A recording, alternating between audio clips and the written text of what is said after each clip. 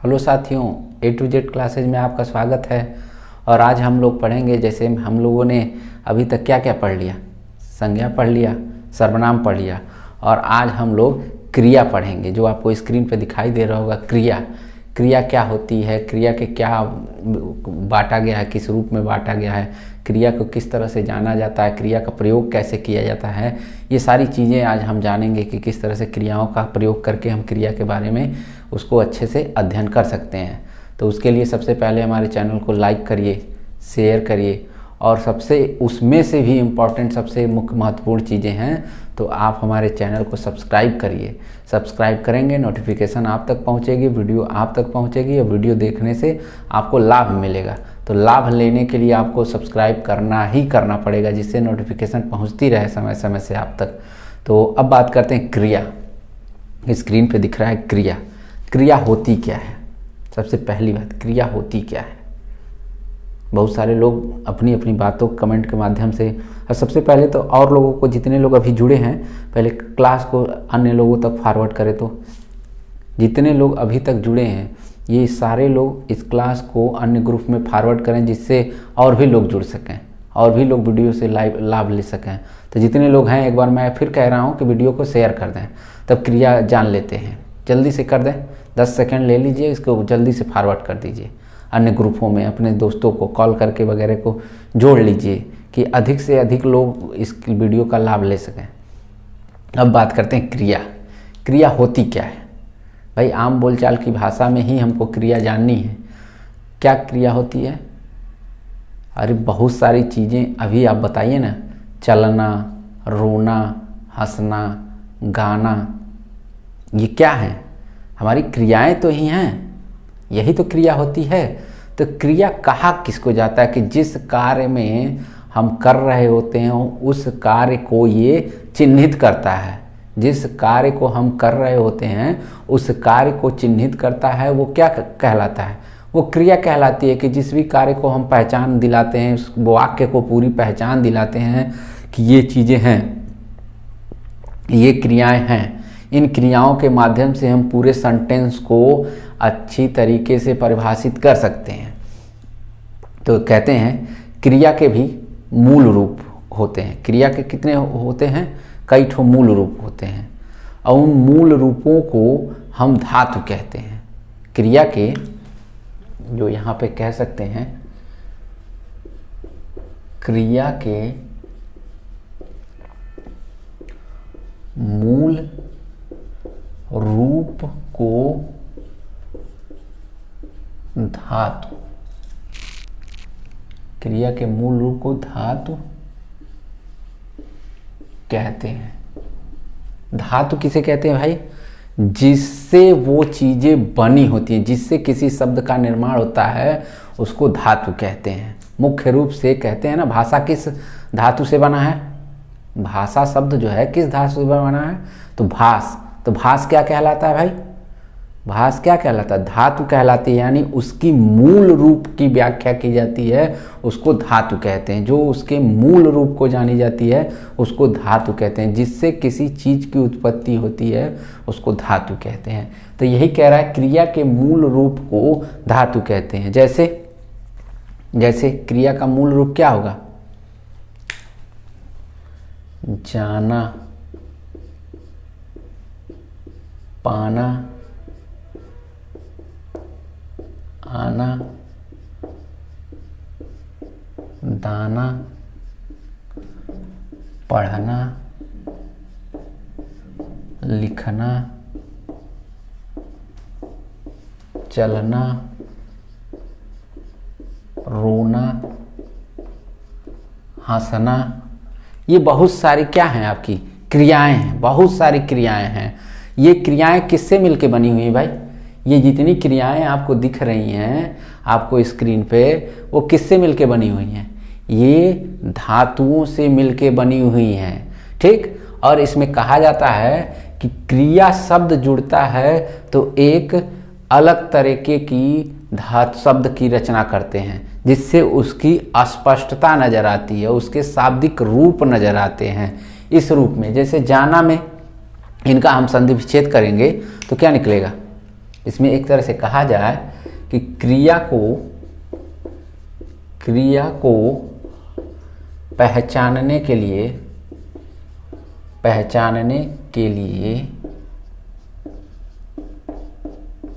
शब्दों के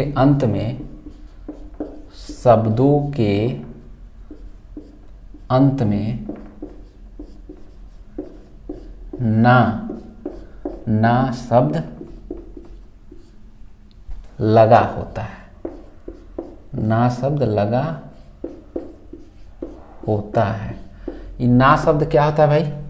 ना। देखिए जैसे जाना में लास्ट वर्ड क्या दिखाई दे रहा है?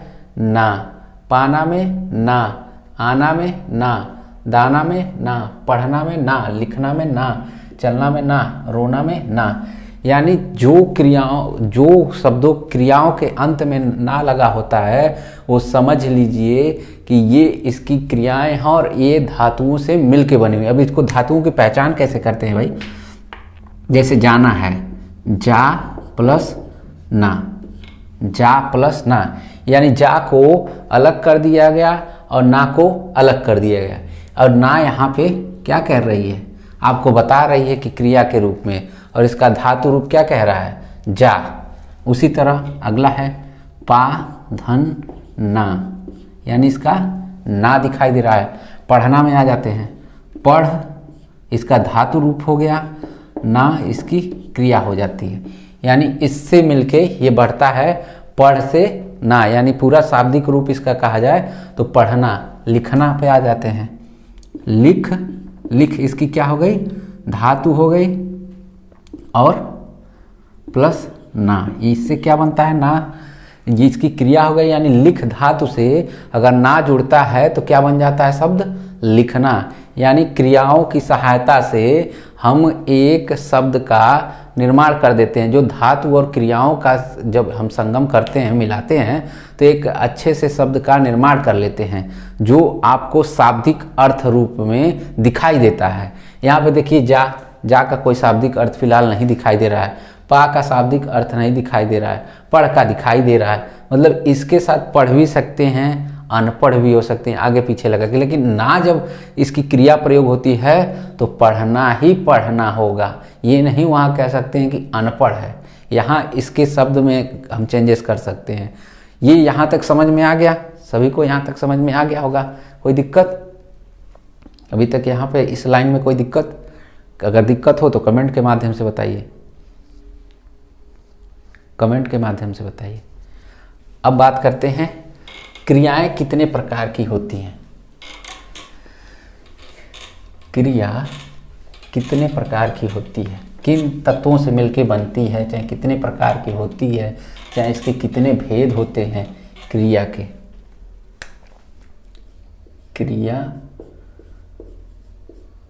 के बनने के तत्व कहिए, भेद कहिए, प्रकार कहिए। ये बात क्या हुई? एक ही हुई कि मतलब क्रिया किन चीज़ों से अगर बनती हैं तो क्रियाएं किन चीज़ों से मिलके बनती हैं। अब आपको बताना है किन तत्वों से मिलके बनती हैं, किन भेदों से मिलके बनती है, किस प्रकार की होती हैं। तो सबसे पहले क्रिया किससे बनती है? धातु से। धातुओं से। भास क्या है? धातु। लिख क्या है? धातु है ना। तो सबसे पहले यही कह सकते हैं कि क्रिया जो है धातुओं से बनती है। धातुओं को किस तरह से भाई? धातुओं से किस तरह से? मान लीजिए मैंने खा लिखा है, खा लिखा है, इसमें क्या मैं प्रयोग कर दूं, ये अगला शब्द बन जाएगा। यानी खा से खाना हो गया। खा से धातुओं का जब हम प्रयोग करते हैं खा धातु से, तो ना लगाते हैं क्रिया इसकी। खा धातु में अगर ना क्रिया लगाते हैं तो क्या बन जाता है? खा से खाना। यानी खा धातु का प्रयोग हम जब करेंगे और उसमें ना नाम की क्रिया लगाते हैं तो वो अगला शब्द क्या बनेगा? यानी खा से खाना, पा से पाना, पा से पाना। इस तरह से हम धातुओं से क्या करते हैं? क्रियाओं की सहायता से धातुओं की सहायता, क्रियाओं की सहायता से हम ये एक शब्द का निर्माण करते हैं, जो कह सकते हैं कि पहला जो कारण इसका होगा, तत्व होगा, वो धातु होगी। अब दूसरी की बात करते हैं। दूसरा किससे मिलकर बनी होती क्रिया? संज्ञा से भी। संज्ञा भी क्रिया निर्माण में सहायता करती है। अरे जा से जाना भी हो जाएगा भाई, आप कह रहे हैं तो जा से जाना, ठीक। आप जो ये नहीं कि मैंने 3 ही लिख दिया, 2 ही लिख दिया, 1 ही लिख दिया तो वही आखिरी यही इकलौता है। आप इस तरह से नए नए शब्दों का निर्माण कर सकते हैं, कोई मनाही नहीं। आप जितने चाहें उतने शब्दों का निर्माण कर सकते हैं। ध्यान रहे कि पहले धातुओं का प्रयोग करेंगे, उसके बाद क्रियाओं का प्रयोग करेंगे और दोनों से एक नए शब्द की उत्पत्ति कर लेंगे, जिससे उसका शाब्दिक अर्थ अस्पष्ट हो। जिसका शाब्दिक अर्थ अस्पष्ट नहीं हो सकता वो क्रिया के रूप में नहीं प्रयोग किया जा सकता। अब पहला हो गया संज्ञा, दूसरा पहला होगी धातु, दूसरी की बात कर रहे हैं संज्ञा। जो क्रियाएं होती हैं वो संज्ञा से भी बनी होती हैं। जैसे हाथ, हाथ, हाथ क्या है? नाम, स्थान, वस्तु कहते हैं ना, भाव, अवस्था, ये सब क्या होती हैं? संज्ञा तो ही होती हैं। तो वही संज्ञा, हाथ क्या हो गया? हाथ हो गया ना। हाथ से अगर प्रयोग होता है इसकी संज्ञा के रूप में तो हथियाना भी बन जाता है, हथियाना। और क्या बन सकते हैं आप अपने हिसाब से बताइए। पैरवा देख रहे हैं अपना, तो इसको कहते हैं, कुछ लातों के भूत होते हैं, बातों से नहीं मानते हैं, तो इसको कहते हैं लात से लतियाना, लतियाना। बात से बतियाना, बात से बतियाना। और भी चीज़ें बन सकती हैं भाई। गरम से बात से बतियाना, लात से लतियाना। और क्या चीज़ें बना सकते हैं? जो चाहें इससे आप अपनी चीज़ों को बना सकते हैं। ये नहीं कि बस मैं जो लिख देता हूँ वही आखिरी हो जाता है। आप अपने शब्दों को जोड़ के बना सकते हैं। आपके पास समयाभाव नहीं रहता, आप जितना सोच के समझ के लिख सकते हैं। अपनी कॉपी पर जो नोट डाउन करते चल रहे हैं उसमें अपने हिसाब से जो चाहें लिख सकते हैं, ठीक। अब तीसरा होता है इसके तत्व, विशेषण। विशेषण हम इसके बाद पढ़ेंगे, क्रिया के बाद हम विशेषण पढ़ेंगे कि विशेषण होता क्या है। तो विशेषण से भी हम क्रिया का निर्माण करते हैं भाई, विशेषण से भी क्रिया का निर्माण करते हैं। जैसे गरम, गरम धातु हो गए, गरम से गरमाना, गरम से गरमाना। यानी आपको गरम होना है तो थोड़ा सा गरमाना पड़ेगा। कहते हैं ना, रजाई में गरम लग रहा था, अब कुछ देर के बाद कहते हैं एकदम गर्मा गया है। तो वो क्या होती है? आपकी यहाँ पे विशेषण, यानी किसी चीज़ की विशेषताएं आप बता रहे हैं। गोरा काला कहते हैं ना, वो क्या है? उसकी विशेषताएं तो बता रहे हैं, जो हम अगले बारे में जानेंगे। दुहरा से, दुहरा से दुहराना, यानी किसी चीज़ को कहते हैं ना, एक बार पढ़ते हैं, 2 बार पढ़ते हैं, लेकिन कई बार पढ़ते हैं, दोहराते हैं तो उस चीज़ों को हम याद कर लेते हैं। वैसे ही इस चैनल को बार बार आप देखेंगे, इस वीडियो को अगर एक बार में ना समझ पाए, 2 बार देखिए, 3 बार देखिए, 4 बार देखिए, ये जाहिर सी बात है आपको ये क्लास समझ में आ ही जाएगी। अगर कोई वीडियो छूट जाए, आप जाके प्लेलिस्ट में जाके उस वीडियो को देख सकते हैं, कोई भी वीडियो को जाके देख सकते हैं, जिससे क्या होगा कि सारी की सारी चीज़ें आपको पुनः भूल रही होंगी तो पुनः तुरंत याद हो जाएंगी, ठीक। ये चीज़ें दोहरा से दोहराना। और भी चीज़ें होती हैं कि विशेषण में प्रयोग कर से बना सकते हैं। जो भी नई चीज़ें चाहें आप उसको बना सकते हैं, ठीक। अब बात करते हैं क्रिया किसके आधार पर बांटी गई है। तो रचना के आधार पर क्रिया को 2 रूपों में बांटा गया। कहा जाता है रचना या बनावट के आधार पर। रचना या बनावट के आधार पर क्रिया को 2 रूपों में बांटा गया है। क्यों बांटा गया है भाई? कौन कौन से रूप हैं? दो। रचना या बनावट के आधार पर क्रिया को दो रूपों में बांटा गया है। वो दोनों रूप कौन कौन से हैं आपको याद होगा, सब कुछ याद होगा। बस अभी मैं कहूँगा तो आप कहेंगे हाँ सर मैं जानता हूँ, यस सर मैं जानता हूँ। वो दोनों का नाम आप जानते हैं।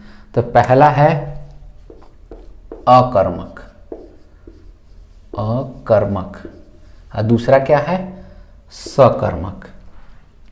पहला क्या है? अकर्मक। अकर्मक क्या होता है?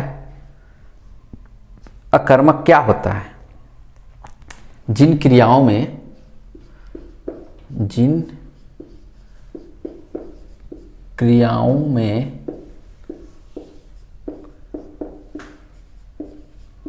कर्म की आवश्यकता नहीं पड़ती है, जिन क्रियाओं में कर्म की आवश्यकता नहीं पड़ती है उसे अकर्मक कहते हैं। जैसे अभी तक हम क्रिया के बारे में जान रहे थे कि क्या क्या क्रियाएं होती हैं। अब क्रियाओं को हम एक कह सकते हैं कि रूपों में बांट देंगे कि जिन क्रियाओं में कर्म की, यानी कर्म जो किया जाता है, जैसे भाई आप बताइए, इनमें क्रियाओं की जरूरत तो कर्म की जरूरत बिल्कुल नहीं पड़ती, यानी कर्म की आवश्यकता अभाव होता है, इसमें कर्म का अभाव होता है। जैसे कह सकते हैं, जैसे आप बताइए, गीता हंसती है, गीता हंसती है, गीता हंसती है भाई, ये क्या हो गया आपका? अकर्मक। इसमें आपका कर्म का देखिए अभाव है, इसमें कर्म का अभाव है। सबसे पहले ये जान लिए अकर्मक होता कैसे है, जिसमें क्या किसे किसका पहचान देखिए, क्या किसे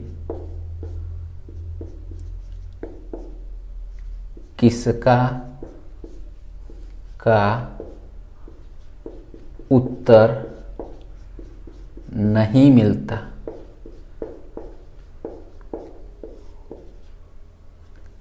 है। पहचान चिन्ह में देख लीजिए, इससे आपको और क्लियर हो जाएगा। अकर्मक जानेंगे कैसे? कहते हैं अकर्मक के अंतर्गत क्या पूछेंगे, क्या गीता क्या क्यों हंस रही है, किस लिए हंस रही है, किसके लिए हंस रही है, क्या कर रही है, क्यों हंस रही है, इस तरह के क्यों कह रहे हैं, क्या हंस रही है। ठीक, इससे आपको पता नहीं चलता कि ये क्या कर रही है, क्यों हंस रही है, क्या कर रही है, क्यों हंस रही है, किसके लिए हंस रही है। ये इस चीज के उत्तर आपको नहीं प्राप्त होते हैं। इन सबों के उत्तर आपको बिल्कुल, जैसे गीता हंसती है, क्यों हंसती है भैया ये नहीं पता, लेकिन हंस कौन रही है, गीता हंस रही है ये पता है, लेकिन क्यों हंस रही है ये नहीं पता है। कौन का उत्तर इसमें नहीं मिल पाता है, नहीं कौन का उत्तर इसमें मिल जाता है, लेकिन क्या किसे किसका उत्तर इसमें नहीं मिल पाता है। ठीक, इसमें क्या किसे किसका का उत्तर नहीं मिलता है, क्यों का उत्तर मिल जाता है। जैसे ये उदाहरण के माध्यम से है जान सकते हैं कि इसमें देखिए सीधा सीधा अकर्मक में जिन क्रियाओं में कर्म की आवश्यकता नहीं होती है, यानी गीता हंसती है, यहीं कर्म का प्रयोग हो जाता तो आप जान लेते, तो वो क्रिया क्या हो जाती, सकर्मक होती। यानी इसमें परिभाषा से आप जान सकते हैं कि जिन क्रियाओं में कर्म का भाव है, और इस ये वाक्य मैंने लिखा है पूरा वाक्य, इसमें देखिए कहीं कर्म नजर आ रहा है, कर्म नजर नहीं आ रहा है, कर्ता नजर आ रहा है और क्रिया नजर आ रही है। कर्म का क्या है, ये सीधा सीधा अभाव दिख रहा है। दूसरा कह सकते हैं राम रोता है, राम रोता है भाई। इसमें भी देखिए राम क्यों रोता है, कैसे रोता है, किसके लिए रोता है, ये सारी चीजें आपको जाननी है। इसमें भी देखिए कहीं सीधी सीधी बात क्रिया कहीं दिख रही है, उस उदाहरण में बस ये बताइए कहीं भी क्रिया आपको दिख रही है? हाँ बिल्कुल दिख रही है। क्या है? रोता क्रिया ही तो है। अब बताइए कर्म दिख रहा है? बिल्कुल कर्म यहाँ पे मिसिंग है, कर्म ही नहीं दिखाई दे रहा है, क्योंकि आप अकर्मक की परिभाषा में कह रहे हैं कि इसमें कर्म की आवश्यकता नहीं होती है, कर्म का अभाव होता है, इसीलिए ये इस तरह का भाव है। राम रोता है, कोई नहीं जान रहा है भैया क्यों रोता है, किसके लिए रोता है, ठीक ना। ये राम रोता में भी देखिए कर्ता राम है, क्रिया दिखाई दे रहा है, रोता है, लेकिन कर्म मिसिंग है। कर्म क्या है? मिसिंग है। ठीक। पक्षी उड़ते हैं, पक्षी क्या करते हैं? उड़ते हैं। पक्षी उड़ते हैं, भाई कहाँ उड़ते हैं ये नहीं पता। ठीक। क्या करके उड़ रहे हैं ये भी नहीं पता, किसके लिए उड़ रहे हैं ये भी नहीं पता, बस पक्षी उड़ते चले जा रहे हैं, उड़ रहे हैं। ये सारी चीज़ें हमको अभी नहीं पता चल पा रही हैं, यानी सीधा सीधा इसमें भी कर्म का अभाव है। पक्षी क्या हो जाता है? कर्ता, और उड़ना चलना फिरना क्या हो जाता है? ये क्रियाएं हो जाती हैं, और इसी का तो इस जो कर्म है इसी का इसमें अभाव हो जा रहा है, और क्रियाएं आपको निरंतर चलती चली जा रही हैं। कर्म कर्ता क्या कर रहा है? कार्य करते चला जा रहा है, क्रिया जो होती है वो भी कार्य करते चली जा रही है, कर्म का बस इसमें अभाव दिख जा रहा है, तो ये अकर्मक है। कोई कन्फ्यूजन? किसी प्रकार की कोई कन्फ्यूजन? कोई कन्फ्यूजन नहीं। अब बात करते हैं सकर्मक की। सकर्मक की